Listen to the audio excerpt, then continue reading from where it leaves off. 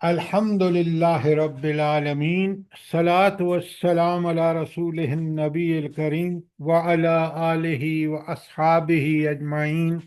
الحمد للہ الحمد للہ الذی ہدانا لہذا وما كنا لنہتدی لولا ان ہدانا اللہ۔ رب اشرح لی صدری ویسر لی امری واحلل عقدۃ من لسانی یفقہوا قولی۔ بسم اللہ الرحمن الرحیم۔ اچھا، آج ہم نے موضوع تھا، ٹاپک ہمارا چل رہا تھا تزکیہ نفس، اور اس پہ آج غالباً میرا خیال ہے چھٹا سے ساتواں لیکچر ہے۔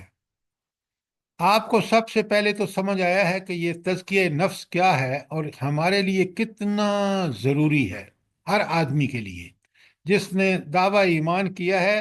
جب تک وہ اپنا تزکیہ نفس نہیں کرے گا، وہ جنت میں نہیں جا سکتا۔ اب اس تزکیہ نفس کے بارے میں کوئی سوال یہاں تک آپ کا ہو؟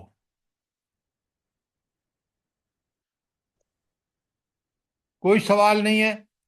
اب مجھے ایک بات بتائیں، آپ دو چیزیں بہت ہی اہم جو تزکیہ نفس کے لیے، میرے لیے اور آپ سب کے لیے انتہائی ضروری ہیں۔ کون سی دو چیزیں ہیں؟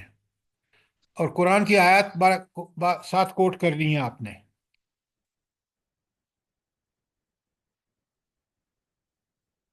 جلدی بتائیں۔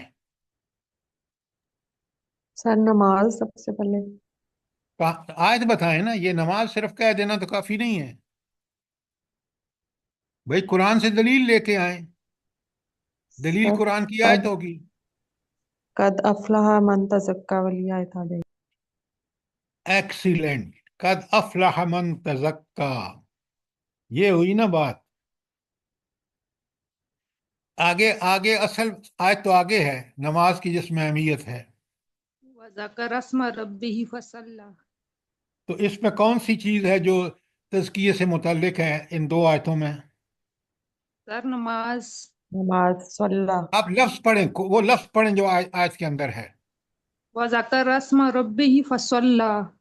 اللہ فصلى فصلى، ذکر اسم ربی الگ چیز ہے، فصلى نماز ہم کہہ رہے ہیں، تزکیہ نماز یہاں اس دونوں آیتوں میں بڑا کلیئر ہے۔ قد افلح من تزکا، کامیاب وہ ہوا جس نے نماز جس نے تزکیہ کر لیا۔ اور تزکیے کے لیے دو چیزوں کی شرط لگائی ہے یہاں، ایک ذکر اسم ربی، کہ ذکر اسم ربی، اپنے رب کا ذکر کیا، اپنے رب کے نام کا ذکر کیا، فصلی، اور نماز پڑھی۔ اچھا، یہ تو ایک چیز ہوئی کہ تزکیہ کے لیے یہاں ان آیت سے دلیل مل گئی کہ نماز تزکیے کے لیے بہت ضروری ہے۔ دوسری کون سی ہے؟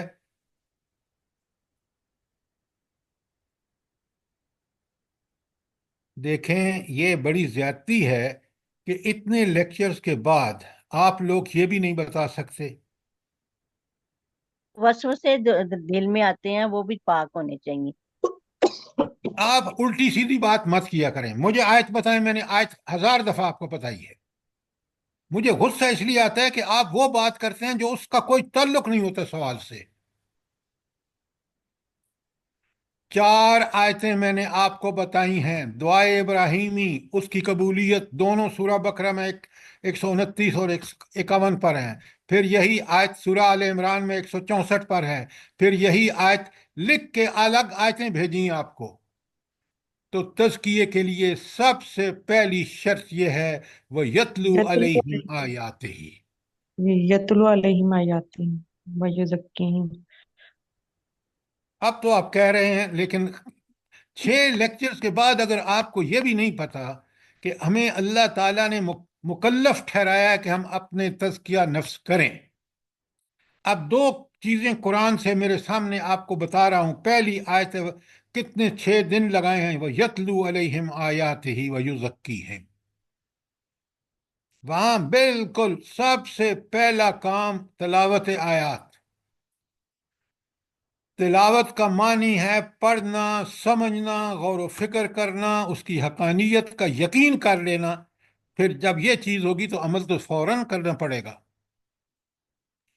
اور دوسری چیز اب یہ آپ کے سامنے یہ لکھ لیں آپ خدا کے لیے کہ تزکیے کے لیے وہ دو چار آیتیں پہلی آئی ہیں اور یہ دو آیتیں سورہ اعلیٰ کی 14 اور 15، قد افلح من تزکا وذکر اسم ربہ فصلی۔ قرآن سے دلیل لائیں، حدیث سے دلیل لائیں۔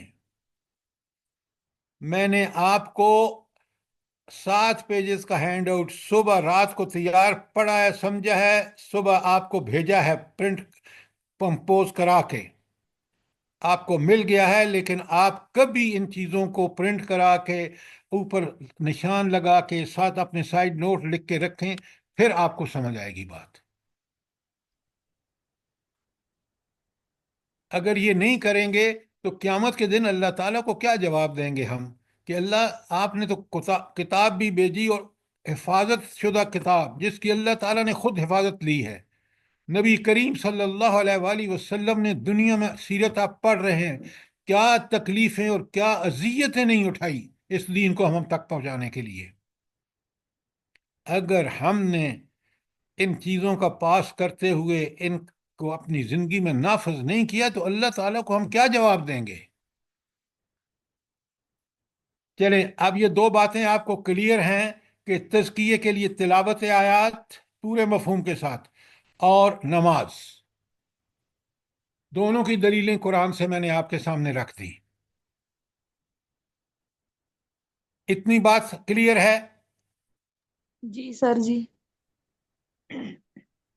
ایک بندے نے کہا اور کوئی ہے جو جس کو کوئی سوال ہے تو کر لیں۔ جی سر کلیئر ہے الحمدللہ۔ الحمدللہ کلیئر ہے۔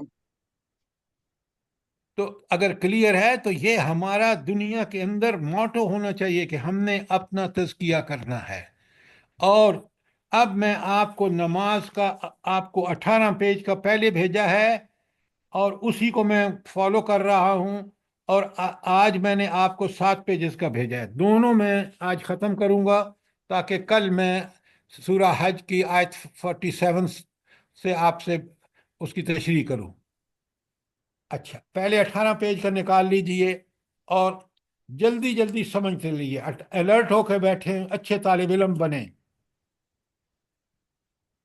اچھا یہاں ہم نے پہلی آیت جو سورہ طٰہٰ کی 14 لکھی ہے، یہ اصل میں حضرت یہ آیت کس کے بارے میں ہے بھلا؟ جلدی بتائیں۔ سر حضرت موسیٰ علیہ السلام پہ جب پہلی وحی نازل ہوئی، اللہ تعالیٰ کلام ہوئی۔ اچھا آپ نے پہلے کیوں نہیں جواب دیا مجھے؟ ذرا غور سے پڑھا کریں نا، جو پہلا سوال تھا کتنا اہم سوال تھا، 6 لیکچر کے بعد میں نے کیا ہے۔ اچھا اب یہ اصل میں حضرت موسیٰ علیہ السلام واپس آ رہے ہیں مدین سے، اپنے بچوں کے ساتھ مصر جا رہے ہیں، اور رات کا وقت ہے، راستہ بھول گئے ہیں، تو ان کو آگ لینے گئے ہیں، تو وہاں آگ لینے گئے تو اللہ نے پیغمبری عطا فرما دی، اور جو وہاں سب سے پہلے اللہ نے حکم دیا ہے اننی انا اللہ، بے شک میں اللہ ہوں۔ اس آیت کا اللہ تعالیٰ کو یہ بتانے کی کیا ضرورت پیش آئی ہے؟ کیوں پیش آئی ہے؟ اللہ تعالیٰ اپنا تعارف کرا رہے ہیں، کس کو؟ موسیٰ علیہ السلام کو۔ موسیٰ علیہ موسیٰ السلام۔ علیہ السلام کو۔ اب ان کو پیغمبری دے رہے ہیں، تو پہلے اللہ نے بتایا کہ اللہ تعالیٰ نے فرمایا کہ میں اللہ ہوں، لا الہ الا، میرے سوائے کوئی معبود نہیں۔ یہ توحید کی انتہا ہے، توحید کی روح ہے کہ اللہ کے علاوہ کوئی معبود نہیں ہے، کہ کسی میں وہ صفات نہیں ہے۔ انا فاعبدنی، لہذا میری عبادت کرو۔ اور عبادت کے فوراً بعد کیا کہا؟ وَأَقِمِ الصَّلَاةَ لِذِكْرِي، میری یاد کے لیے نماز کو قائم کرو۔ اب اقامت نماز میں کئی دفعہ آپ کو بتا چکا ہوں کہ وہ ظاہری اور باطنی آداب آپ کو لکھوا دیے ہیں، اور اس ہینڈ آؤٹ میں کے اندر بھی موجود ہے، لہذا اپنی نمازوں کو اقامت نماز بنائیے۔ اچھا، یہ کیونکہ میں نے ہینڈ آؤٹ تیار کیا ہے اس کتاب سے، تزکیہ نفس سے، لہٰذا میں اس کو انہی کے نقطہ نظر سے پڑھا رہا ہوں۔ اچھا، انہوں نے کہا کہ نماز کی شرائط کیا ہے، نماز کے اوقات ہیں، نماز کی صورت و حیت ہے، نماز کی دعائیں ہیں۔ اچھا، یہ جو نماز کے اوقات ہیں، پہلے تو آپ اس میں دو حدیث ہیں کہ حضور نبی کریم صلی اللہ علیہ وآلہ وسلم نے کتنی پیاری مثال دی ہے، اور اس کو سمجھنے کے لیے آپ کو کوئی ضرورت نہیں ہے کسی ڈگری کی، کسی اسپیشلائزیشن کی، ہر آدمی سمجھ سکتا ہے۔ کیا بات ہے، کس طرح اللہ تعالیٰ سمجھاتے ہیں اور کس طرح اس کے رسول صلی اللہ علیہ وآلہ وسلم آسان زبان میں سمجھاتے ہیں۔ فرمایا کہ ایک بندہ ہو، آپ سے بھی اگر سوال کروں تو آپ وہی یہی جواب دیں گے، اور 5 وقت وہ نہائے اس نہر پر، تو کیا اس کے جسم پر کوئی میل کچیل رہ جائے گی؟ بالکل بھی ہرگز نہیں۔ نہیں۔ تو اللہ تعالیٰ کے رسول صلی اللہ علیہ وآلہ وسلم فرما رہے ہیں تم جب نماز 5 وقت پڑھو نا تو بالکل ایسی ہونی چاہیے کہ تمہارے دل بالکل صاف ہوں، ہر قسم کی برائی سے، بغض سے، نفاق سے، ہر قسم کی برائی سے۔ تو کیا ہم جو 5 وقت نماز پڑھتے ہیں، کیا ہماری یہی کیفیت ہوتی ہے؟ کبھی اپنے آپ سے سوال کریں نا۔ ہم تو پتہ نہیں کتنے دل میں بغض اور حسد اور پتہ نہیں کیا کیا، حلال و حرام کے بارے میں شکوک، قرآن کے بارے میں شکوک، نبی کریم صلی اللہ علیہ وآلہ وسلم کے بارے میں شکوک، اور اسلام کے بارے میں شکوک، حالانکہ یہ برحق ہیں۔ تاریخ گواہ ہے کہ انہیں کو جب نافذ کیا گیا تو دنیا نے سکھ کا سانس لیا۔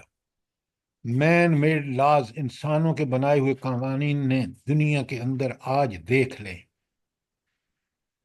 اللہ اکبر! آپ دیکھیں کہ شام میں ابھی مجاہدین کی فتح ہوئی اور پھر اب وہاں کتنے فتنے کھڑے ہو گئے ہیں۔ ایک روس نکلا اور اب امریکہ پہنچ گیا، اور امریکہ اس سے بڑھ کر ظلم کرے گا۔ اللہ تعالی ہمیں معاف رکھے۔ تو یہ ہے نماز، اپنی نماز کا جائزہ لو، میں بھی لوں اور آپ بھی لیں۔ پھر فرمایا، یہ جو نماز کے اوقات ہیں نا، مجھے بڑا مزہ آیا اس کتاب کو پڑھ کے۔ وہ آپ کو یہ پتہ ہے کہ کائنات کی ہر چیز اللہ کی تسبیح کر رہی ہے، قرآن میں بھی بتایا گیا ہے۔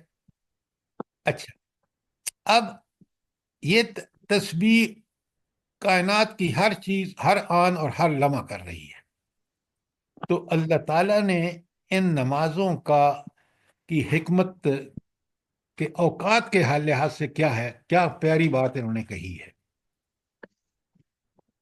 لیکن اس سے پہلے ہم جو چیز، اچھا، ایک تو میں نے 5 دفعہ نہانے والی حدیث بیان کر دی، اس کے نیچے ہے کہ کس طرح جب آدمی سوتا ہے تو شیطان گرہیں لگا دیتا ہے، اور وہ گرہیں کیسے کھلتی ہیں، شیطان کی لگائی ہوئی گرہیں؟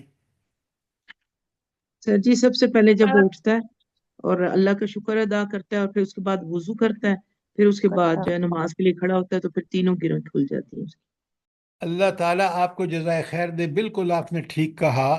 مجھے یہ بتائیں کہ کیا ہم اس حدیث کو سمجھتے ہوئے انسان کا سارا دن اگر وہ صبح میں یہ کام کرتا ہے، بہترین انداز میں وضو کر کے نماز ٹھیک طرح اقامت نماز کرتا ہے، آپ یقین مانیں دن میں اس کو اللہ تعالیٰ کی مدد شامل حال رہے گی، اس کو برکت، اس کے وقت میں برکت، مال میں برکت، پیسے میں برکت۔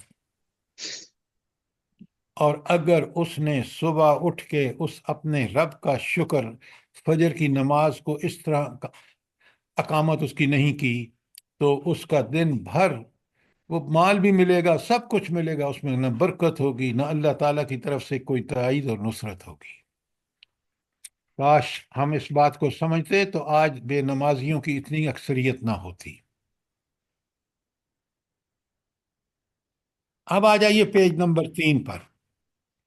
نماز کی شرائط آپ نے دیکھ لی کہ شرائط تو ہے، اصل شرط تو ہے پاکیزگی اور وضو ہے، اور پتہ نہیں آپ لوگوں نے نوٹ کیا ہے کہ نہیں، یہ حدیث اس بات کو سمجھیں کہ جب انسان وضو کرتا ہے تو وہ تر و تازہ ہو جاتا ہے اور اس کی ساری سستی دور ہو جاتی ہے، اور جوں اس دھوتا جاتا ہے اپنے جسم کے حصے وضو کے حوالے سے، اسی طرح اس کے اندر تازگی اور خوشی اور نشاط آتی جاتی ہے، اور پھر جب وہ نماز پڑھتا ہے تو اس کی برکت سے اللہ تعالیٰ کے اس کے ہر کام میں برکت ڈال دیتے ہیں۔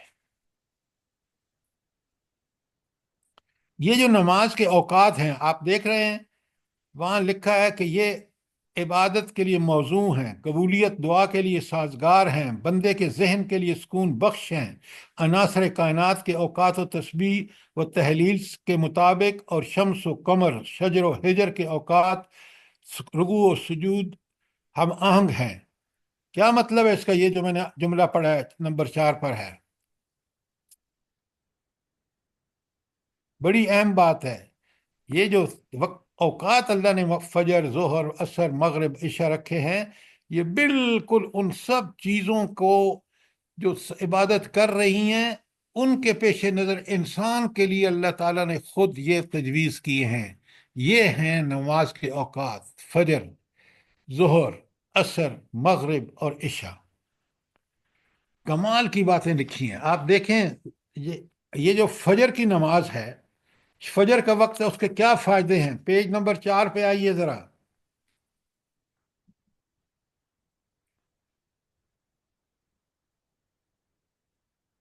پہلے ساری پیج نمبر ظہر جو ہے وہ پیج نمبر 3، فجر 3 پر ہے۔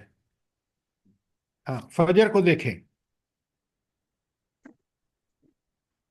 سب سے پہلے انسان جب صبح فجر کے وقت اٹھتا ہے اور اگر وہ نماز پڑھتا ہے تو اس نے اپنے رب کو یاد کیا، اور وہ ایسا موزوں وقت ہے کہ اب اس نے دن شروع کرنا ہے۔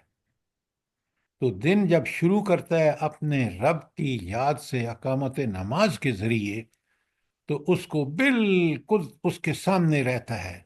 اگر وہ نماز کی حیت کو دیکھے نا کہ کس طرح وہ اللہ اکبر کہہ کے ہاتھ باندھ دیتا ہے، پوری دنیا سے کٹ جاتا ہے، اور اب اللہ سے وہ ڈائلاگ کر رہا ہے، اللہ کے ساتھ سوال و جواب ہو رہے ہیں۔ وہ الحمدللہ پڑھتا ہے تو اللہ تعالیٰ فرماتے ہیں میرے بندے نے میری ثنا کی، یعنی اس نے صبح کس سے گفتگو کر کے شروع کی؟ اللہ تعالیٰ سے، اور پھر اللہ تعالیٰ کس طرح اس کی پورے دن میں ابھی زور ہوتی ہے تو پھر وہ کھڑا ہو جاتا ہے،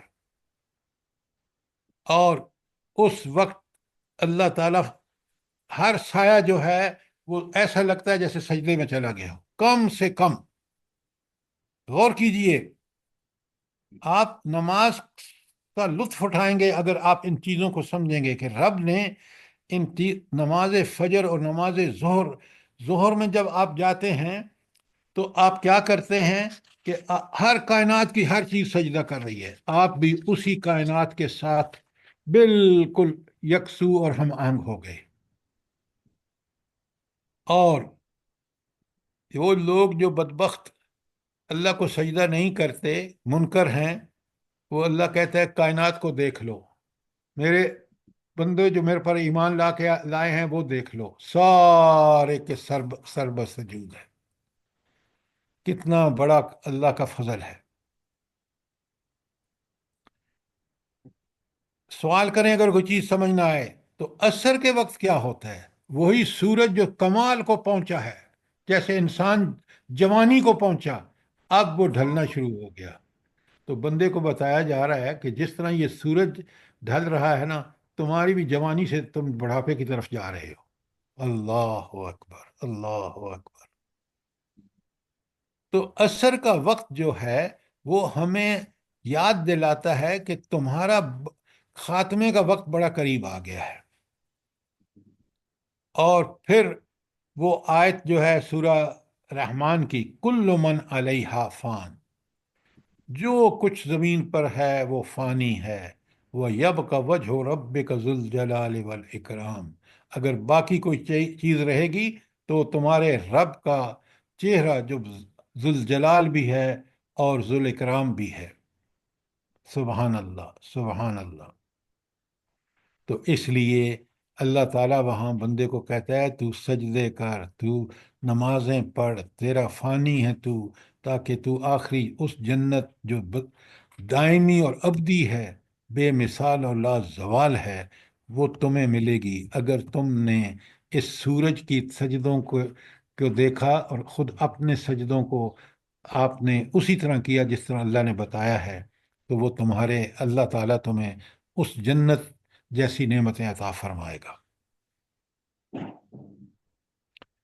اب آپ دیکھیں کہ مغرب کا وقت ہوتا ہے، سارے انسان اپنے دفتر بند، بزنس بند، گھروں کو پہنچ جاتے ہیں، اور پھر مغرب کی نماز پڑھ کے، کھانا کھا کے جب عشاء کی نماز پڑھتے ہیں، تو آپ دیکھیں کہ وہ عشاء کی نماز جو ہے پڑھ کے جب انسان بیڈ پر جاتا ہے، تو اس بیڈ پر لیٹنے سے پہلے کیا کرنا چاہیے بندے کو؟ جلدی بتائیں، کیا کرنا چاہیے؟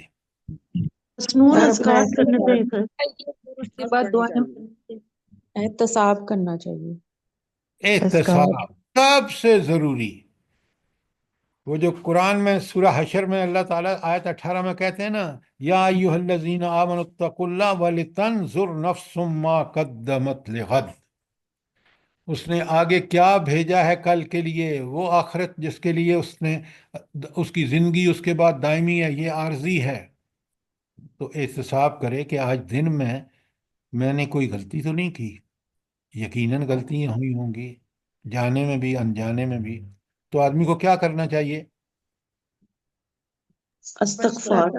استغفار کرنا چاہیے، اور کل کے لیے اس غلطی سے بچنا چاہیے آئندہ زندگی میں، اور نیکیاں زیادہ سے زیادہ کرنی چاہیے۔ نماز تہجد کی بڑی تاکید آئی ہے قرآن میں، اور پتہ ہے یہ 5 جگہ ہیں، لکھیں یہ آیات اپنے پاس لکھ لیں تاکہ آپ ان کو دیکھ لیں۔ سورہ بنی اسرائیل کی 79، 69 نہیں 79، ساری بنی اسرائیل کی 79، سورہ زاریات 15 تا 18 آیات میں ذکر ہے۔ پہلی جو وہی نازل ہوئی ہے سورہ مزمل، اس کی آیت 6، مزمل 73 نمبر ہے، اس کی آیت 6۔ سورہ فرقان کی آیت 64، سورہ فرقان کی آیت 64، اور آخری سورہ آل عمران کی آیت 17۔ ان 5 آیتوں میں تہجد کی نماز کی تاکید اور اس کا کہ بے شمار فائدے ہیں جو ہمیں پتہ ہونے چاہیے۔ تہجد کی نماز حضور نبی کریم صلی اللہ علیہ وآلہ وسلم فرماتے ہیں کہ یہ نماز وہ ہے جو نماز نفل نمازوں میں سب سے اللہ تعالیٰ کو پسند ہے، اور 5 آیتیں تو میں نے آپ کو لکھوائی ہیں۔ اچھا، اس کی وجہ کیوں ہے کہ اتنی فضیلت والی نماز کیوں ہے نفل نماز ہو کر بھی؟ سر جی اس لیے کہ انسان اپنا بستر اللہ چھوڑتا تعالیٰ ہے سمائی اور دنیا پر سب کی۔ اترتا ہے اور فرماتا ہے کہ ہے کوئی توبہ کرنے والا، اس کی توبہ قبول کروں، کوئی میری رحمت کا طالب ہے تو میں اس کو اپنی رحمت کے دامن میں چھپا لوں۔ سر نفس کے لیے یہ بڑی مشکل ہے کہ اللہ کی محبت کے لیے جب وہ اٹھتا ہے اپنا بستر چھوڑ کے، اور نیند کا غلبہ بھی ہوتا ہے، اور اس اللہ کی وقت پکار سکون سے ہوتی ہے۔ عبادت بھی سکون اچھا، سے یہ عبادت بھی ہو آپ سکتی ہے۔ مجھے یہ بتائیں کہ اللہ رب العالمین نے جب ہمیں اس وقت سخت سونا پسند ہے، اور پھر اللہ کہتے ہیں نہیں تم اس نیند سے اٹھو اور میں نماز پڑھو تہجد کی، تو یہ اللہ تعالیٰ کیوں فرماتے ہیں؟ کیونکہ اللہ تعالیٰ پہلے عرش پہ آ جاتے ہیں اور اور اللہ اللہ تعالیٰ تعالیٰ آزماتے ہیں کہ بندے کو نیند زیادہ پیاری ہے یا میرا کہنا، میری محبت۔ بات یہ ہے، آپ نے ٹھیک کہا ہے ڈاکٹر صاحبہ، کہ اللہ تعالیٰ کو سب سے زیادہ اس چیز کی قربانی ہے جو ہمیں پسند ہے۔ اللہ تعالیٰ کہتے ہیں نا تم مال خرچ کرو کیونکہ وہ تمہیں سب سے زیادہ پسند ہے. نیند تمہیں آرام کے لحاظ سے پسند ہے، اس نیند کے عین جوبن پہ اللہ تعالیٰ کہتا ہے اٹھو اور میرے حضور حاضر ہو جاؤ. اور ابھی میری بہن نے کہا کہ وہ اللہ اس وقت عین دعائیں اللہ خود اعلان کر رہے ہوتے ہیں کہ بندے مانگ جو تجھ مانگنا ہے. کیوں؟ تو اپنی پیاری نیند چھوڑ کے آیا ہے، مجھے میری آواز کو تم نے لبیک کہا ہے، اس لیے مانگ جو تو کچھ مانگنا چاہتا ہے تاکہ میں قبول کروں. سبحان اللہ و بحمدہ، سبحان اللہ العظیم. کتنی لمبی رات ہے. اور آپ یہ دیکھیں یہاں جو رکعتوں کی تعداد ہے وہ 8 ہے، لیکن آپ اس سے کم بھی پڑھ سکتے ہیں، 2 کر کے. اور آپ جب شروع کریں تو آپ 2 4 6 کرتے جائیں. لیکن آپ میں سے ہر آدمی کو چاہیے اگر وہ عمر کے اس حصے میں ہے کہ ان سردیوں میں اور رمضان سے پہلے اپنے آپ کو عادی بنا لے. یہ بڑی کمال کی نماز ہے. اس کی جو فضیلتیں بیان ہوئی ہیں قرآن میں نے 5 آیتیں لکھائی ہیں، احادیث بھی اس پہ بہت ساری ہیں. اللہ تعالیٰ مجھے بھی اور آپ کو توفیق عطا فرمائے. سر جی سورہ مزمل میں اس کو کم پڑھنے کا اور کم مطلب جو مشکلات ہوں لوگوں کو، تو جیسے سفر میں ہے یا مال کمانے گیا ہے یا جہاد کے اندر ہے، اس کا ذکر کیا اللہ نے کہ تم اس کو کم بھی کر سکتے ہو. یہاں سے ہمیں وہ قرآن پاک کو کم مل کرنے جاتی کا ہے ذکر. یہ بالکل آپ نے ٹھیک کہا. ہم اس کو لیکن پڑھیں اس کی روح کے ساتھ، اور اس بات کو بڑی اچھی طرح سمجھتے ہوئے کہ میرا رب خود مجھے بتا رہا ہے کہ اب اس وقت اگر تم جو مانگو گے، اور سب سے بہتر مانگنے کی چیز جو ہے وہ اللہ سے ہدایت ہے، یاد رکھیں. اب آ جائیے پیج 6 پہ. سر ایکسکیوز می سر، یہ تہجد کے اس میں ہینڈ آؤٹ میں لکھا ہے کہ اس وقت سب سو رہے ہوتے ہیں، شاید شیطان بھی سو رہا ہوتا ہے، تو یہ میٹافوریکلی کہا گیا ہے؟ جی یہ میٹافوریکلی ہے، بالکل آپ نے ٹھیک کہا. جی ورنہ شیطان اس سینس میں ڈاکٹر صاحبہ ایکٹیو ہوتا ہے جو ہمارے ذہن کی کیفیات ہوتی ہیں نا، وہ بالکل دن میں جن چیزوں کو ہم فالو کر رہے ہیں وہی چیزیں رات کو خواب میں ہمیں نظر آتی ہیں. اگر یقین مانیں، اگر آپ کا قرآن سے تعلق ہے، بہت ساری صورتیں اور آیتیں آپ کو نیند میں نظر آئیں گی. کیوں؟ آپ کا ذہن اس طرف لگا ہے. اللہ تعالیٰ آپ کو تو شیطان جو ہے کیونکہ وہ بھی رات کو آرام کر رہا ہوتا ہے، اس کو بھی ضرورت ہے، لہذا رات کے وقت اللہ سے تنہائی میں اور ان تہجد کی نماز میں جو ہے جو لطف آتا ہے نا، آپ یقین مانیں وہ انہی لوگوں سے پوچھیں جو واقعتاً تہجد کی نماز کا حق ادا کرتے ہیں.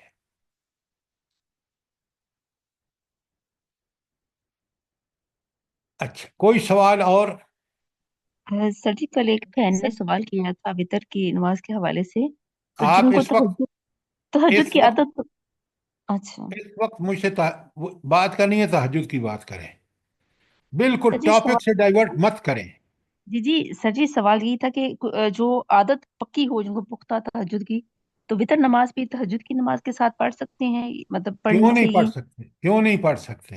یہ سوال تھا سر جی.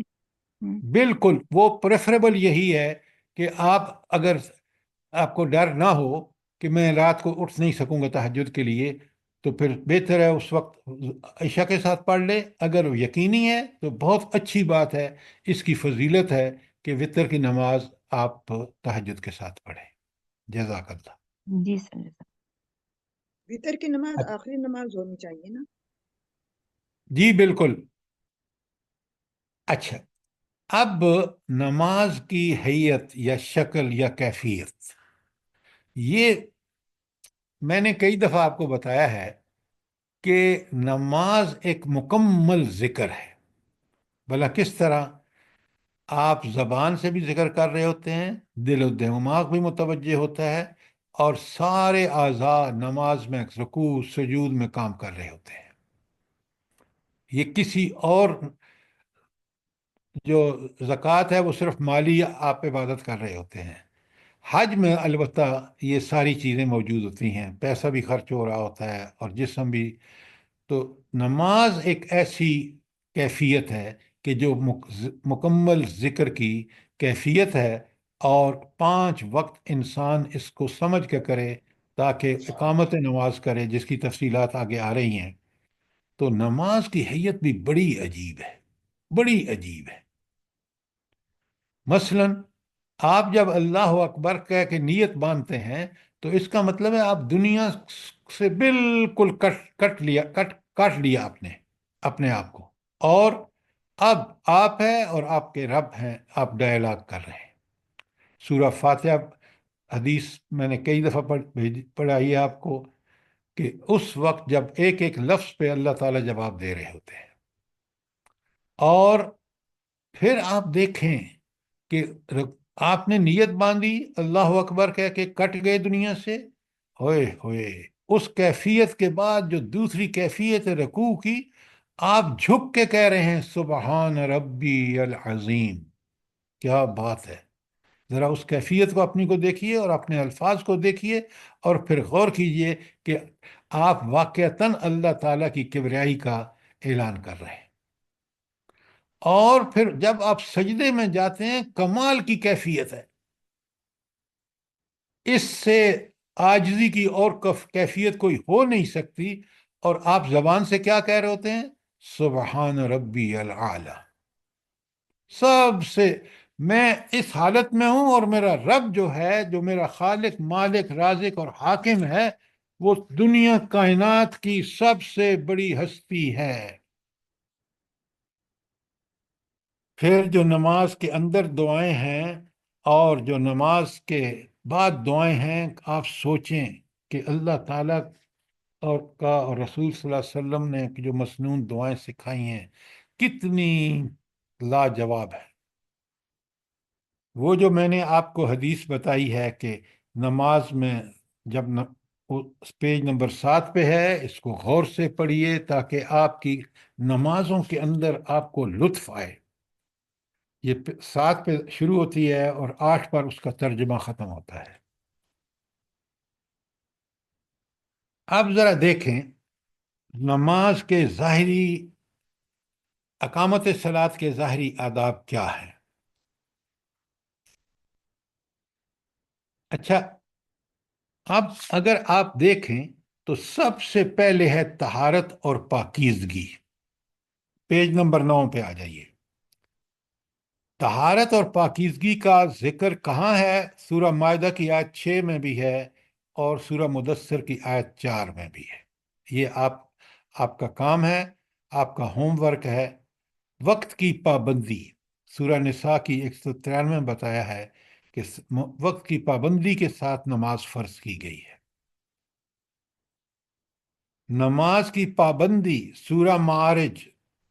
اچھا، یہ جو آپ کو سورہ معارج ہے اس کی آپ کو 19 تا 39 آیات آپ کے میں نے بھیج دی ہیں الگ سے. صف بندی کا اہتمام. مسلم کی بھی حدیث ہے کہ اللہ تعالیٰ کے بندے اپنی صفیں سیدھی رکھو اور برابر رکھا کرو، ورنہ اللہ تمہارے رخ ایک دوسرے کے خلاف کر دے گا، جو آج ہماری کیفیت ہے. تو صفوں کی صف بندی کا حکم آ گیا. اور پھر بخاری کی، یہ مسلم کی حدیث تھی، بخاری کی حدیث ہے نمازوں میں صفوں کو سیدھا اور برابر کیا کرو، اس لیے کہ صفوں کو درست رکھنا اقامت صلاۃ ہی کا ایک جز ہے. یہ مردوں کے لیے جب وہ جماعت سے نماز پڑھ رہے ہوں، مسجد میں ہوں یا مسجد کے باہر. نماز با جماعت کا اہتمام، یہ مردوں کے لیے خاص کر. ابو داؤد کی حدیث نیچے پڑھ لیجئے. اور تیسری بات جو ہے وَرَتِّلِ الْقُرْآنَ تَرْتِیلًا، قرآن مجید کی جو تلاوت کرنی آپ نے، وہ بڑے سوچ سمجھ کے آرام اور سکون سے. اور آپ کو پتہ ہے کہ جو نماز سب سے اعلیٰ نماز کون سی ہوتی ہے؟ حدیث میں کیا آیا ہے بھلا؟ جس کا قیام لمبا ہو. قیام لمبے کا مطلب کیا ہے؟ لمبے کا قیام کا مطلب کیا ہے؟ تلاوت زیادہ ہو، تلاوت قرآن زیادہ زیادہ ہو. پڑھا جائے. اچھا، اور پھر ایک اور حدیث ہے کہ جو نماز میں قرآن پڑھا جائے گا اس کا اجر زیادہ ہے جو غیر نماز میں پڑھا جائے گا. تو ہم کیوں نہیں قرآن کا کچھ حصہ یاد کر لیتے تاکہ اپنی نمازوں میں اس کو پڑھ کے اللہ تعالیٰ سے زیادہ اجر حاصل کریں. یہ وہ سب چیزیں ہیں جو ہمیں نماز کے حوالے سے اپنی نماز کو بہتر سے بہتر بنانا چاہیے. اب آگے آ گیا پیج 9 پر اقامت صلاۃ کے باطنی آداب. قنوت، وہی قنوت جو میں نے آپ سے کہا ہے کہ بڑے ادب سے انسان کھڑا ہوتا ہے، اور اگر قیام لمبا کرنا ہے تو نماز آپ کو قرآن کی تلاوت زیادہ کرنی ہوگی، کچھ صورتیں آپ کو یاد ہونی چاہیے. اور خشوع، یہ خشوع کیا چیز ہے؟ قد افلح المؤمنون الذین هم فی صلاتهم خاشعون، خاص بات بتائی ہے. اچھا، اب ذرا ان آیات کو بھی سامنے رکھ لیں جو میں نے آپ کو بھیجی ہیں، کہ یہ جو 11 آیات ہیں اللہ تعالیٰ نے سورہ مومنون میں، یہ نماز کا کیا فائدہ بتاتی ہیں؟ جلدی بتائیں. آپ قرآن اکثر پڑھتے رہتے ہیں، کیا اس کا مطلب کیا ہے؟ ان 11 آیت کا جو مفہوم نماز کے حوالے سے کیا آپ اس کی تشریح کرتے ہیں؟ سر پہلی آیت ہے قد افلاح المومنون، فلاح پا گئے، کامیابی کا راز ہے. نہیں نہیں سر جی نہیں، دوسری طاہر آیت جو ہے صاحبہ نا جی الذین آپ هم صلاتہم خاشعون، خشیت الہی کا پیدا ہونا. اچھا، صرف اتنی سی بات ہے؟ نہیں سر جی، بات تو بہت دور تک جاتی ہے کہ وہ جو ہے وہ پھر ایسی نماز جو ہے انسان کو بےہودہ باتوں اور اللہ ڈاکٹر سے صاحبہ، بچاتی ہے. ساری ام عبداللہ نوٹ کریں، وہ پہلے آپ نے کہا آیت نمبر 2 ہے، قد افلح المومنون، پہلی آیت ہے. وہ مومن فلاح پائیں گے جن کی یہ صفات ہیں. نماز سے شروع ہو رہا ہے الذین هم فی صلاتہم خاشعون، اور آیت نمبر 9 ہے والذین هم علی صلواتہم یحافظون. آدھا چیز لے کے آپ دوڑ پڑتے ہیں. اس کا مطلب ہے کہ خشیت الہی بھی ہو اور نماز کی حفاظت ہو، جو آیت نمبر 9 میں. بیچ میں پورا دین ہے، پورا دین ہے. بتائیں جو بات میں کہہ رہا ہوں کوئی غلط ہے؟ نہیں سر جی، بالکل صحیح. تو پورے دین کی حفاظت کب ہوگی؟ جب ہم تمام باتوں پر، یہ جو 7 باتیں یہاں پر باتوں موجود ہیں، تمام باتوں کو چھوڑیں، سر جب ہم نماز کی حفاظت کریں گے، اقامت خشیت صلاح. والی نماز اور اس کی حفاظت کریں گے تو سارا دین آسان ہو جائے گا. پڑھ پڑھ کے آپ پڑھتے ہیں اور بھی نوٹس نہیں کرتے کہ اللہ رب العالمین کیا بات فرما رہے ہیں. اگر میری نماز خشیت والی نہیں ہے اور میں اپنی نماز کی حفاظت نہیں کر رہا تو دین مجھے پہاڑ نظر آئے گا، میرے اس چڑھائی پر چڑھنا مشکل ہے. لیکن اگر میری نماز خشیت والی نماز ہے اور میری نماز حفاظت والی نماز ہے تو میں بہت دین میرے لیے آسان ہو جائے گا. تو دین کی حفاظت اصل میں اقامت نماز ہے، اور اقامت نماز وہ ہے جس میں خشوع ہو اور جس میں نماز کی حفاظت ہو. اب میں آپ کو کھول کے بتاتا ہوں کہ خشوع کیا چیز ہے اور نماز کی حفاظت کا کیا مفہوم ہے. اتنی بات کلیئر ہے جو میں نے بتائی ہے آپ کو؟ جی سر. ٹھیک ہے. جی سر. آپ بڑے آسان سے کہہ دیتے ہیں لیکن چیزوں کو نوٹ نہیں کرتے. اصل بات ہے کہ ہماری نماز یہاں جب اگر خشیت والی نہیں ہے، خشیت سے خالی ہے، اور ہم نماز کی حفاظت نہیں کر رہے تو دین پر ہم کما حقہ عمل نہیں کر سکتے. خشیت کیا چیز ہے؟ دیکھیں، ایک ہے خوف اور ایک ہے غم. اور ایک ہے خشیت. تینوں کے معنی سمجھ لیجیے. خوف آنے والے جو حالات اور واقعات ہیں ان سے جو ہمیں خطرے لاحق ہوتے ہیں اس کو خوف کہتے ہیں. مثلا یہ جو پاکستان اور اس کی افغانستان کے اندر جو جھڑپیں شروع ہو گئی ہیں، بڑے خطرات ہمیں لاحق ہیں. یہ جو کچھ بیروت میں ہو رہا ہے اس کے لحاظ سے جو کل ہمیں خطرات لاحق ہیں، یہ تو ہے خوف کسی چیز کا. اللہ کا خوف الگ چیز ہے. اچھا، اس کے بعد ہے کہ غم، یہ گزرے ہوئے واقعات پر جو ہمیں دل میں بڑی دکھ ہوتا ہے. جیسے بنگلہ دیش بن گیا، جیسے آپ دیکھ رہے ہیں کہ ملک کے 2 سال ہو گئے ہیں کوئی معاشی امپروومنٹ نظر نہیں آتی. یہ ہمیں ماضی کے لحاظ سے بڑی خطرات لاحق ہے. خشیت ایک اور چیز ہے. اللہ کا خوف کیا ہے اس کو بھی سمجھ لیجئے. اللہ کا خوف یہ ہے کہ ہم نے نافرمانی کی، اللہ ناراض ہو جائے گا. اور یہ خوف کہ اللہ کی نافرمانی پر اللہ کی جو ناراضگی ہے اس کے جو خطرات ہیں کہ اللہ ناراض ہو گیا، ہم تو اس کی رحمتوں سے گئے، ان برکتوں سے گئے. یہ ہے خوف اللہ کا. خشیت اس سے آگے بڑھ کر ایک چیز ہے. خشیت یہ ہے کہ دل کے اندر دھڑکا لگا رہے کہ میرا رب ناراض نہ ہو جائے. اور یہ دل میں دھڑکا اس وقت لگتا ہے جب ہم اللہ کو پوری صفات کے ساتھ پہچانتے ہیں. وہ صفات الہی جو اسماء الحسنہ، ان کا جب ہمیں تفصیلی علم ہوتا ہے تو ہمیں پتہ چلتا ہے کہ اللہ نافرمانوں کے لیے شدید العقاب ہے، سخت سزا دیتا ہے. یہ وہ خوف جو ہمارے دل کے اندر پیدا ہوتا ہے اس کو خشیت کہتے ہیں. تو نماز میں خشوع اختیار کرتے ہیں، جب ہم قرآن پڑھتے ہیں تو آپ دیکھیں کس قدر ہم جب سورہ فاتحہ شروع کرتے ہیں الحمدللہ رب العالمین الرحمن الرحیم، یہ ساری صفات جو چاروں کی چاروں یہاں آئی ہیں، رب العالمین الرحمن الرحیم، اگر میں اس سے محروم ہو گیا کہ اللہ کی ان صفات سے کب محروم ہوں گا؟ جب میں اللہ کی نافرمانی کروں گا.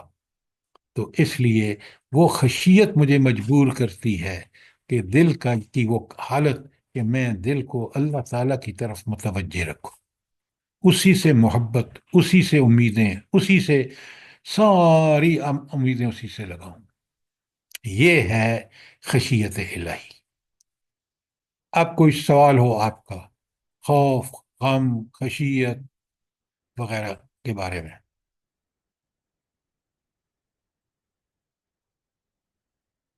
بات کلیئر ہے؟ سر جی، خشیت میں ایک آپ نے ناراضگی کا بتایا، اور ایک یہ بھی ہو سکتا ہے کہ اللہ کی محبت مجھ سے چھن نہ جائے. بھائی جب وہ ناراض ہوگا تو محبت تو آٹومیٹکلی چھن گئی. جی سر. اچھا، نماز کی حفاظت کا کیا مطلب ہے؟ دیکھیں نا، 2 چیزیں ہیں. خشیت ہمیں سمجھ آ گئی. اب ہمیں نماز کی حفاظت کا مطلب، ہماری نماز کی ہم کیسے حفاظت کریں؟ سر نماز کی حفاظت یہ ہے کہ نماز پڑھ کے پھر اللہ کی نافرمانی والے کام نہ کیے جائیں بیچ میں. نماز جیسے نماز پڑھ کے جھوٹ بول رہا ہے، نماز پڑھ کے کم تول رہا ہے. اقامت صلات کریں، 5 نمازیں پڑھیں اور ظاہری و باطنی آداب و شرائط کے ساتھ. وہ تو اقامت نماز ہے. سر سب سے پہلے اول وقت میں نماز پڑھیں. بڑے غور سے سنیں، وہ آپ بات ٹھیک کہہ رہے ہیں. نماز کی حفاظت یہ ہے کہ 5 وقت کی نمازیں پورے اہتمام کے ساتھ عین وقت پر، جیسے اول وقت میں بہن کہہ رہی ہیں، وہ پڑھنا جو ہے وہ ہماری طرف سے نماز کی حفاظت ہے. یہ نہیں کہ اٹھے اور جب بھی اٹھے سجدے. وہ جو اللہ کے رسول صلی اللہ علیہ وسلم فرماتے ہیں نا کہ مومن کا دل مسجد میں اٹکا رہتا ہے. کیا مطلب ہے؟ وہ نماز کی حفاظت کے لیے بالکل تاڑ میں رہتا ہے کہ ابھی وقت ہوا، اذان ہوئی، وہ نماز کے لیے تیار. تو حفاظت نماز کی یہ ہے کہ ہم پورے ٹھیک وقت پر پورے آداب کے ساتھ نماز پڑھیں. یہ ہماری طرف سے نماز کی حفاظت ہوگی. یہ میرا اور آپ کا فرض ہے. سر جی ایک میں نے کوشچن پوچھنا تھا، یہ اول وقت میں آج کل تو 12:05 پہ ہو جاتا ہے، تو یہ صحیح ہے ٹائم پڑھنے کا؟ سوال یہ ہے کہ آپ اگر اس کو 15-20 منٹ آدھا گھنٹہ لیٹ بھی کر لیں گے تو اللہ ناراض نہیں ہوگا. اول وقت کا مطلب یہ ہے بالکل کہ آپ عین اس وقت کی بات نہیں ہے. بات یہ ہے کہ دیکھیں نا، اذانیں بھی جب ہوتی ہیں تو آپ دیکھتے ہیں کہ وقت ہونے کے بعد اذانیں ہوتی ہیں. تو اول وقت کا مطلب یہ ہے کہ آپ اس وقت سے کچھ آدھا گھنٹہ یا 15 منٹ بعد نماز پڑھ لیں. اگر آپ نے اس بات کا تہیہ کیا ہوا ہے کہ میں نے یہ نماز وقت پر ادا کرنی ہے تو اب بہترین وقت اول وقت ہے. اور اگر آپ سفر میں ہیں یا کہیں مجبوری ہے تو آپ اس کو لیٹ بھی کر سکتے ہیں. بات سمجھ آ گئی کہ نہیں آئی؟ جی سر جی. سر کیونکہ بعض کہتے ہیں نا کہ اذان سے پہلے نہیں ہوتی ہے، اس لیے ہمارے گھروں میں بس یہی ہوتا ہے کہ پہلے پڑھتے ہیں تو کہتے ہیں اذان کس لیے ہوتی ہے، وہ نماز کے لیے ہوتی ہے نا. اب آپ فقہی مسائل میں الجھا دیں گے تو ہم اس نماز کی اصل نماز کے لیے جو وہ سمجھیں. پھر آپ کو دیکھیں، ایک کتاب ہے جو آپ میں سے ہر ایک کے پاس ہونی چاہیے، فقہ السنہ. وہ ہے محمد عاصم الحداد کی، بڑی پیاری کتاب ہے. آپ کو سارے جو چھوٹے موٹے سوالوں کے جواب ہیں وہاں مل جائیں گے. اچھا، یہ تو تھے نماز اذان کے بھی جماعت میں ظاہری آداب. اب باطنی آداب دیکھیں. قنوت، خشوع. اور خشوع میں نے آپ کے سامنے کھول دیا ہے، یہاں بھی معنی لکھے ہیں، آپ اس کو پڑھیں. تبتل، بالکل ہر چیز سے کٹ کے نماز میں آ جانا. تضرع، عاجزی. عبادت کا مقصد یہ ہے کہ انسان رب کے سامنے انتہائی عاجزی کی حالت میں، رکوع اور سجود اس کی مثال ہے. اخلاص اور للہیت. نماز بہترین ذکر ہے، نمبر 6 پیج 10 پر. اور فہم و تدبر، حدیث بھی موجود ہیں، آیات کے حوالے بھی موجود ہیں.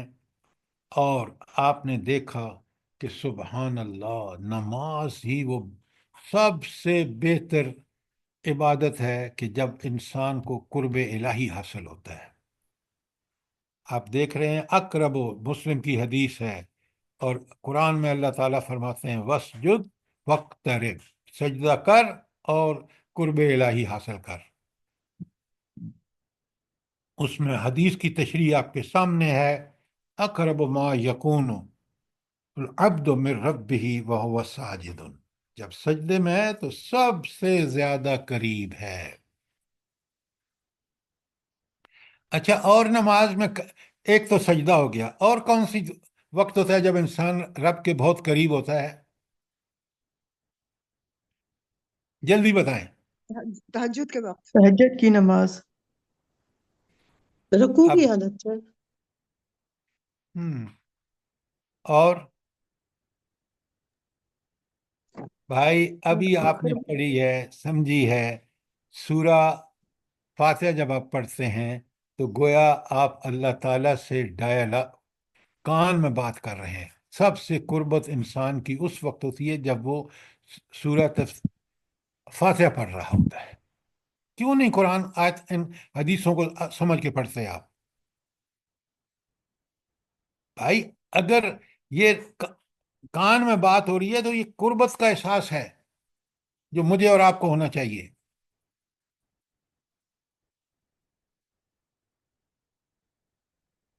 اچھا، اب یہ نیچے جو نماز کے انفرادی اور اجتماعی فائدے ہیں، پیج نمبر 10 پر. فرض شناسی.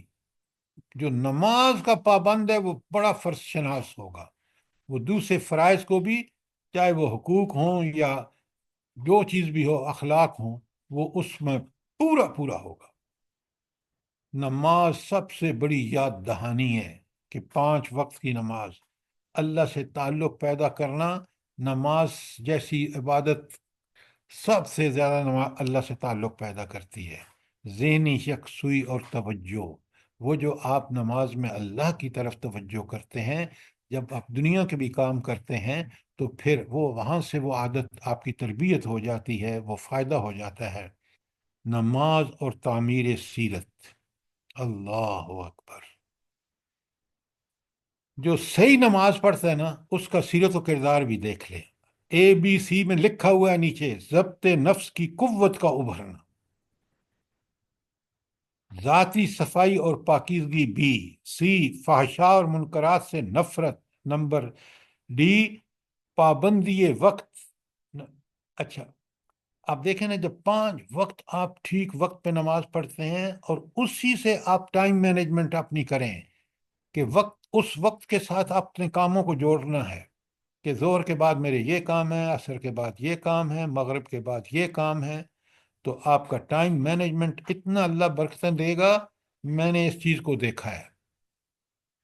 اور کبر و غرور کا خاتمہ، یہ کیسے ہوتا ہے؟ کبر و غرور کا خاتمہ کیسے ہوتا ہے؟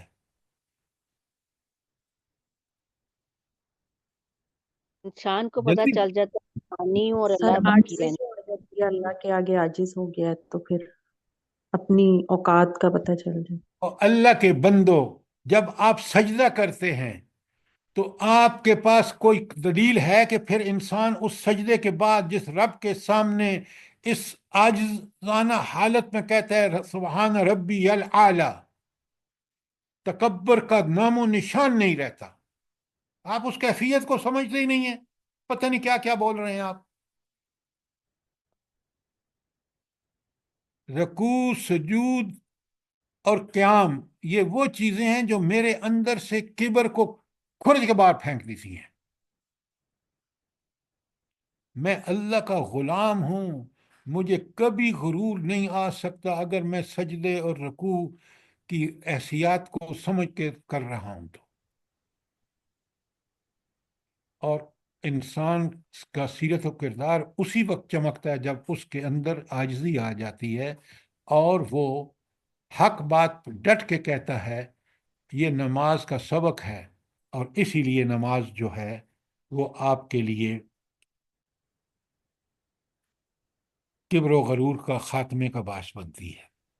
انسانی عروج اور ترقی، کیا مطلب ہے اس کا؟ انسانی عروج نمبر 4 پہ، پیج 10 پہ آخر میں کیا مطلب ہے؟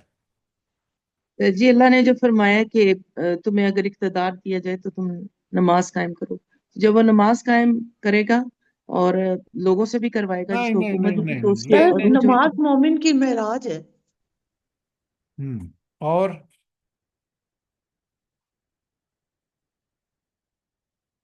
اب یہاں آپ کے ایمان کا امتحان تھا وہ یہ کہ جب انسان دنیا میں سب سے زیادہ ترقی یافتہ انسان کون سا ہے؟ مجھے یہ بتائیں۔ جو اللہ تعالیٰ کا فرما بردار ہے بھائی۔ اگر آپ اللہ تعالیٰ کے فرمانبردار اور اس کے بندے بن کے زندگی گزار رہے ہیں، وہ آپ کو نعمتیں بھی عطا فرمائے گا، برکتیں بھی عطا فرمائے گا۔ لہٰذا نماز ہے وہ جو ہمیں اللہ سے تعلق قائم ہوتا ہے، اور جب انسان کا اللہ تعالیٰ سے تعلق قائم ہو جاتا ہے تو وہ دنیا کا سب سے ترقی یافتہ ہے۔ اگر برہنگی، فحاشی اور عریانی ترقی کا راستہ ہوتی تو آج دنیا میں کتنی کثرت سے ہے، لیکن دنیا کتنی ذلیل اور رسوا ہو رہی ہے۔ فیملی لائف تباہ ہو چکی ہے، گھروں کا سکون اجڑ چکا ہے۔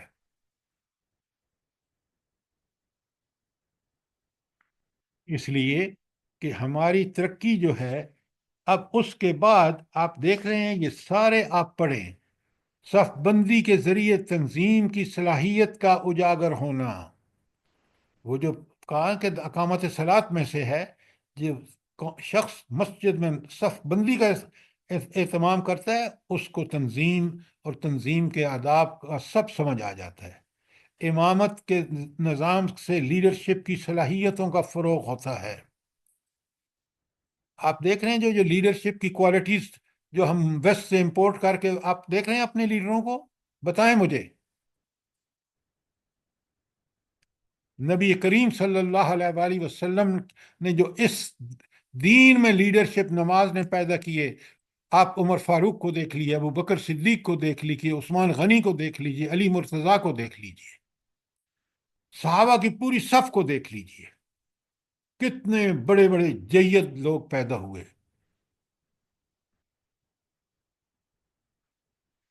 نماز کا اجتماعی نظام ملت کی اجتماعی شیرازہ بندی کا ایک بہت بڑا ذریعہ ہے۔ اب مسجدوں کو چھوڑا ہے تو آپ دیکھ لیں، یہ جو آپ کی وہ بنی ہے ملت کہ وہ گریڈ، ایک صاحب نے کہا میں نے روزہ کشائی کی ہے اور میں نے صرف گریڈ 18 کے بندوں کو بلایا، 17 کے کسی ایک کو بھی نہیں بلایا۔ اب بتائیں، یہ ہے جو نمازی جو ہے اس کے نزدیک اللہ تعالیٰ نے کتنی پیاری بات کہی ہے، ان اکرمکم عند اللہ اتقاکم۔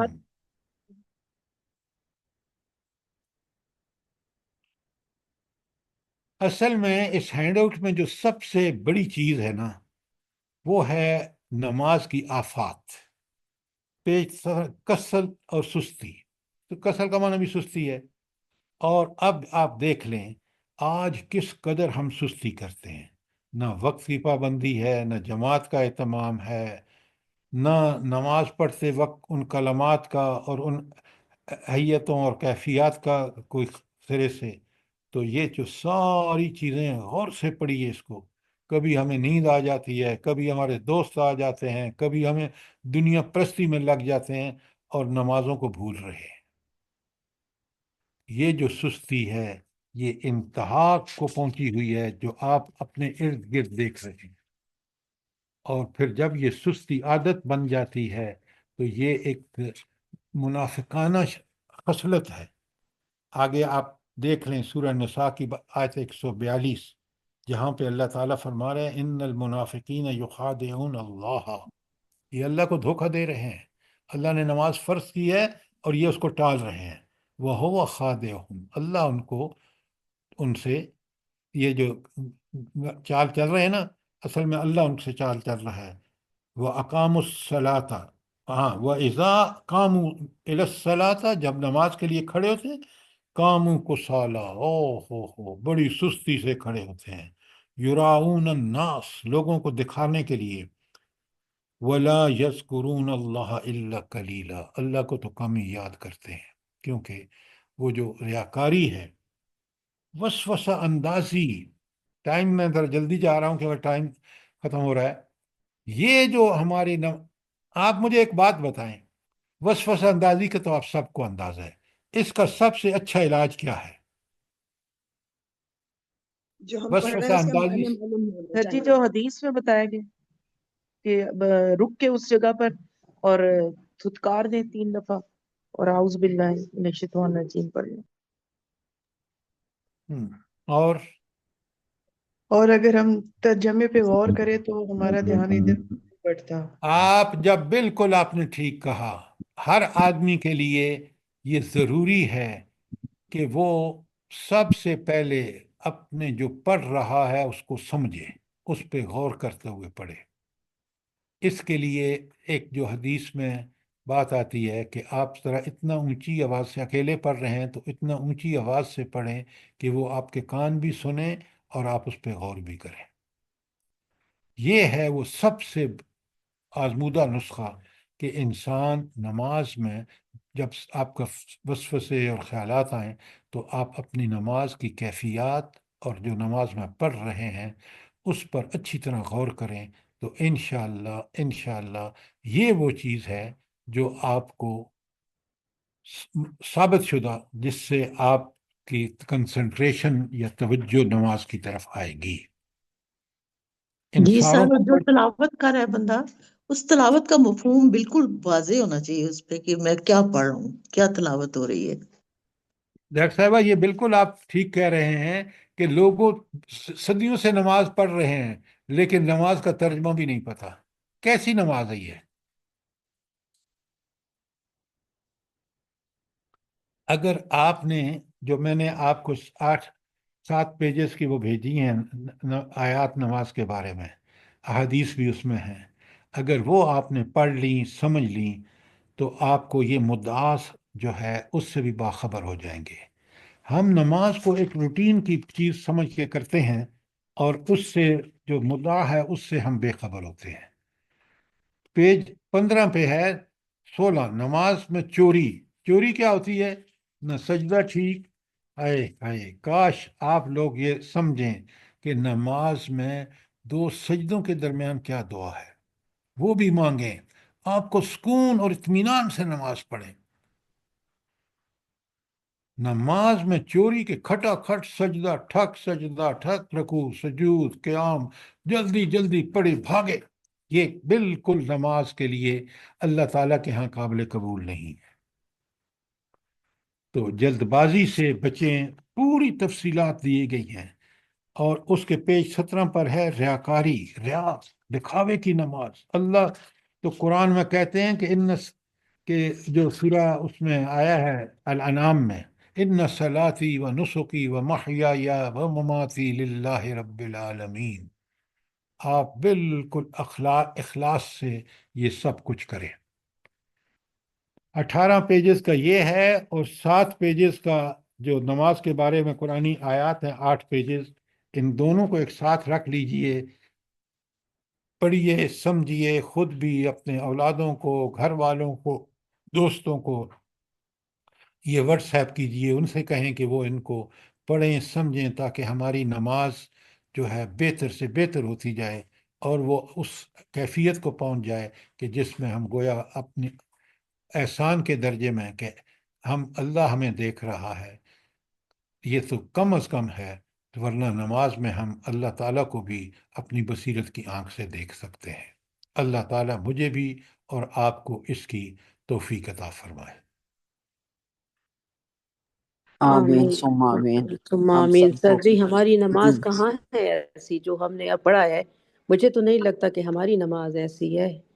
ہم نے تو زندگی میں پتہ نہیں 4 فرض بھی ایسے پڑھے ہیں یا نہیں پڑھے۔ لیکن دیکھیں نا، اب آپ کے پاس قرآن و سنت کی ساری چیزیں موجود ہیں، آپ ان کو پڑھیں اور میں بھی پڑھوں اور ہم اپنی نمازوں کو اس کے طرح پڑھیں جس طرح یہاں اللہ تعالیٰ نے بتایا ہے۔ الحمدللہ کوشش تو سر پوری ہوتی ہے، مگر پھر بھی بڑی کمیاں لگتی ہیں اپنے آپ میں کہ دنیا داری میں جب اب ظہر کا ٹائم آ گیا تو گھر بار باقی سب کچھ بھی دیکھنا اور اللہ کی یاد بھی ضروری ہے، تو اللہ ہمیں بس اس پہ قائم رکھے کہ ہم ایسی نماز پڑھیں۔ آپ یقین مانیں اگر آپ نماز پڑھیں گے نا، اللہ تعالیٰ اس جو گھر کے آپ کی ساری دیگر مصروفیات ہیں ان کو اس طرح اللہ تعالیٰ مینیج کرنے کی آپ کو توفیق دیں گے کہ آپ حیران رہ جائیں گے۔ انشاءاللہ انشاءاللہ۔ سر جی اللہ ایک پاک سوال، ہم سب کو توفیق دے۔ سر جی وہ یہ کہ جیسے کہا جاتا ہے کہ ایک نماز کے قبول ہونے کا کیسے پتہ چلے گا، تو کہا جاتا ہے کہ وہ دوسری نماز کی اللہ توفیق دے دے تو پہلی قبول ہو جاتی ہے، اس کے بارے میں ذرا کلیئر کر دیں۔ دیکھیے میں ایک بات بتاؤں آپ کو، وہ جو آپ نے ابھی کہا نا کہ نماز جب قبول ہوتی ہے آپ کا اللہ سے تعلق بڑھتا چلا جاتا ہے، اور اگر نماز نہ پڑھیں تو آپ کو ایسا لگتا ہے، خدا نخواستہ اگر آپ نہ یہ حرکت کر بیٹھیں تو آپ تو لگتا ہے کہ آپ سے تو کوئی بہت بڑی چیز کھو گئی ہے۔ اللہ سر رسول اللہ یہی کچھ ہوتا ہے، ایسے لگتا ہے جیسے پتہ نہیں دنیا جہان کا غم ہم لوگوں کو لگ گیا اور سب کچھ گم ہو گیا ہے نا۔ بے شک، تو اللہ دیکھیں آپ کی دعا کی قبولیت آپ کے دل کی گواہی ہے، اور وہ قرآن و سنت کی روشنی میں آپ اس کو دیکھیں تو انشاءاللہ یہ چیزیں بڑی آسانی سے سمجھ آ جائیں گی۔ سر بعض اوقات نماز میں بہت وہ بھول ہوتی ہے، پتہ نہیں 2 رکعتیں پڑھی ہیں یا 3 پڑھ لی ہیں، سجدے کتنے کر لیے، ये बहुत ज्यादा आप शैतान देखें, एक बात बड़े गौर से सुने, शैतान सबसे ज्यादा मुखिल होता है नमाज में। क्यों? आप अल्लाह की बंदगी का वो तरीका अख्तियार कर रहे हैं, अल्लाह से ताल्लुक कायम हो रहा है, शैतान आपका दुश्मन है। ये चीज़ें आपको, उस वक्त आप उनसे बचेंगे जब आप अपने जहन को हाजिर और नाजिर रखेंगे और अल्लाह ताला को देखेंगे कि वो देख रहा है। तो अगर अगर किसी वक्त ऐसी बात हो जाए तो आप उस पे गुमान, जो गालिब गुमान है कि आपने, अगर दो का गालिब गुमान है, आप दो ही उसको दूसरी पढ़ें, दूसरी रकात समझें और आखिर में सजदा साफ कर दें। बात समझ आई है? लेकिन जी। इन चीज़ों को बुनियाद बना के अपनी नमाज को खराब मत करें, इनसे जान छुड़ाएं।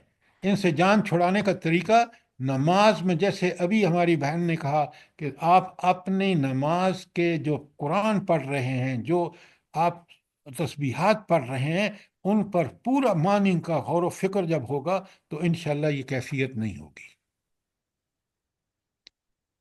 सर जी कल क्या पढ़ेंगे हम? जी, कल कहाँ से पढ़ेंगे हम? कल हम वापस ये तज़किया नफ्स पे अगर आपके कोई सवाल होंगे तो कल जवाब दूंगा। उसके बाद हमने कल सूरह हज की आयत 47 पढ़नी है इंशाल्लाह। सर ये आना था नमाज का। एक सवाल था। जी फरमाएं।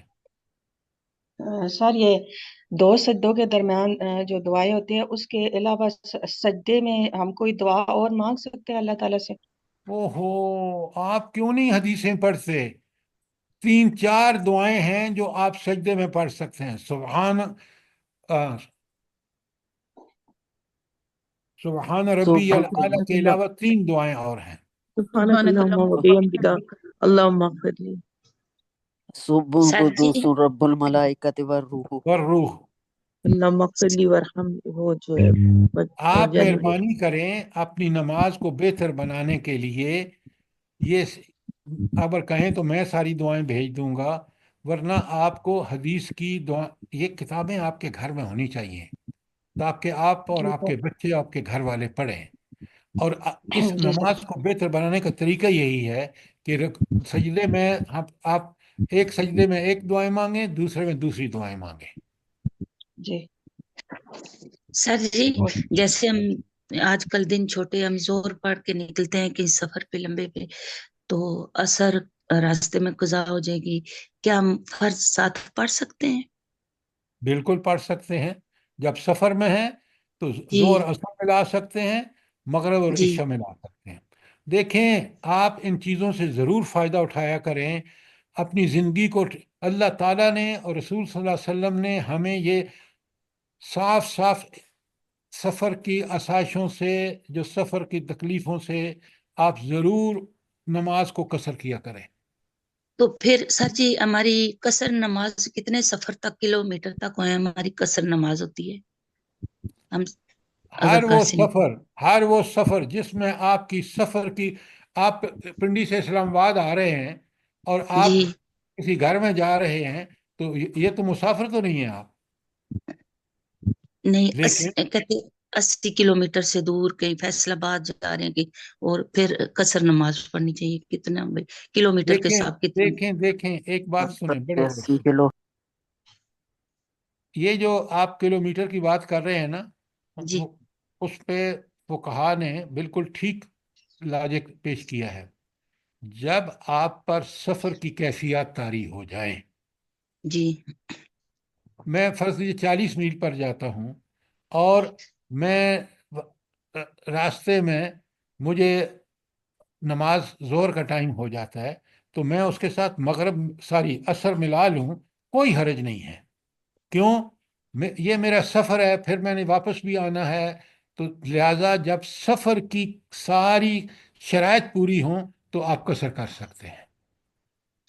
ठीक है, जज़ाकल्लाह सर, यही मुझे पूछना था। ठीक है तो सर ये इंशाल्लाह हिजाबात इल्म और आफात इल्म ये नहीं पढ़ाना आपने? सादिया, ये आप خود نہیں پڑھ سکتے؟ سر جی آپ نے پڑھا دیا نا، یہ آپ نے پڑھا دیا تھا. یہ میں نے پڑھا دیا ہے، لیکن آپ اپنا بھی کام کریں، آپ طالب علم ہیں. دیکھیں نا، میں نے تو آپ کو گائیڈ کرنا ہے، مشورہ دینا ہے، ہینڈ آؤٹ پراپر دینا ہے، قرآن و سنت کی روشنی میں دینا ہے، وہ میں کر رہا ہوں. آپ اپنا ڈیوٹی نہیں کریں گے تو آج میں نے جب صبح آپ سے آج درس سے پہلے سوال پوچھا کہ یہ بتائیں کہ دو کون سے بڑے کام ہیں جو تزکیہ نفس کے لیے ضروری ہیں. چھٹا لیکچر تھا تو آپ میں سے کسی نے نہیں بتایا کہ یتلو علیہم آیات ہی، وہاں یزکیم ہے، اور پھر یہاں آیا ہے کہ جس نے نماز پڑھی گویا اس نے تزکیہ کیا. تو یہ دو چیزیں ہمیں بالکل قرآن سے اخذ کرنی چاہیے.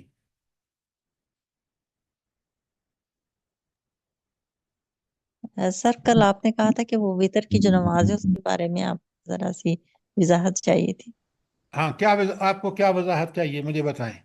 جی سر، ہم وتر جیسے شروع سے پڑھتے آ رہے ہیں، 3 رکعت اکٹھی پڑھتے ہیں، 2 رکعت، اور پھر تیسری رکعت میں دعائے قنوت پڑھتے ہیں قیام کی حالت میں. تو ابھی اکثر لوگ کہتے ہیں کہ یہ طریقہ ٹھیک نہیں ہے، 2 اچھا، رکعت کی الگ نیت. نہیں، آپ لوگوں کی بات کیوں سنتے ہیں؟ آپ ام حسان صاحبہ، میں نے آپ کو کتاب بتائی ہے فقہ السنہ، محمد عاصم الحداد. یہ بڑی کمال کی کتاب ہے. آپ کو وطر، سنتیں، وضو، ہر چیز کے بارے میں تفصیل حدیث اور قرآن کی روشنی میں مل جائے گی. رہا وطر، تو وطر جو ہیں وہ یاد رکھیں کہ وہ طاق ہیں. آپ اس کتاب سے دیکھیں گے تو آپ کو پتہ چلے گا کہ نبی کریم صلی اللہ علیہ وآلہ وسلم نے 5 بھی پڑھے ہیں، 3 بھی پڑھے ہیں، 1 بھی پڑھا ہے. اور اگر آپ وہ پڑھ رہے ہیں تہجد، تو 2 رکعت کر کے تہجد پڑھیں، اور آخری رکعت جو ہے 1 وطر کی پڑھ لیں، اور اس 1 رکعت میں وہ وطر کی ہوگی اور نیت وطر کی ہوگی. اگر عشاء کے بعد آپ پڑھتے ہیں، آپ 3 ہی پڑھیں. 3 کے پڑھنے کا طریقہ آپ یہاں دیکھیں گے کہ نبی کریم صلی اللہ علیہ وآلہ وسلم جو تھے وہ ایک ہی وہ کرتے تھے التحیات آخر میں. بات سمجھ آئی کہ نہیں آئی؟ جی سر، جزاک اللہ. دیکھیں یہ کتابیں جو جیسے یہ فقہ سنہ ہے نا، روزے، نماز، حج، وضو، سب کی تفصیلات موجود ہے. یہ ایک کتاب آپ کے گھر میں ہونی چاہیے تاکہ یہ سارے فقہی مسائل آپ خود دیکھ لیں. اور کیونکہ انہوں نے پوری طرح حدیث اور قرآن سے اس کو ڈاکومنٹ کیا ہے، بات بھی آپ کو سمجھ میں آ جاتی ہے. سر جی ایک کتاب اور بھی ہے، نماز محمدی صلی اللہ علیہ وسلم، اس میں بھی سارا کچھ ہے یہ سنت کے مطابق. یہ آپ ٹھیک کہہ رہے ہیں. میں جس کتاب کا ذکر کر رہا ہوں اس میں 5 ارکان کے تفصیلات موجود ہیں. جی اس میں بھی الحمدللہ.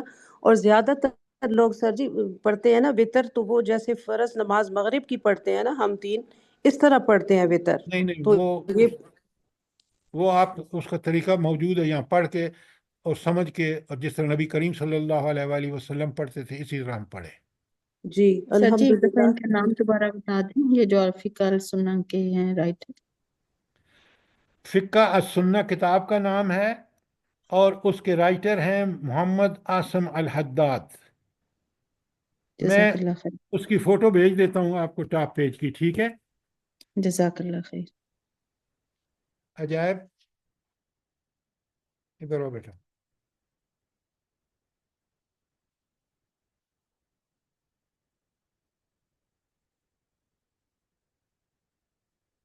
یہ ان کو بھیج دیں پیج، ٹھیک ہے؟ اور یہ بند کر کے اٹھا لیں، میں ذرا باتھ روم گیا.